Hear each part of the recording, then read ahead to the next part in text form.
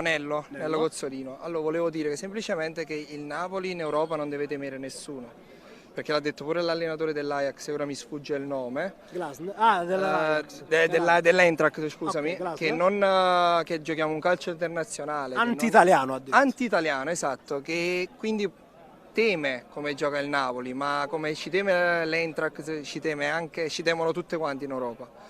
Volevo fare più che altro un appello proprio alla squadra, ai giocatori del Napoli, proprio a dire noi siamo qua per seguirvi, abbiamo fatto tanti sacrifici, veramente non siamo riusciti proprio nel vero senso del lavoro il sabato sera per conservarci i soldi per poter venire qua a seguirvi, fate di tutto per non farci rimanere male, veramente abbiamo grandi possibilità di fare bene e spero che ci ricambiate con la stessa moneta, perché noi, che sia Serie C, Serie B, Serie A, Champions League, ci saremo sempre.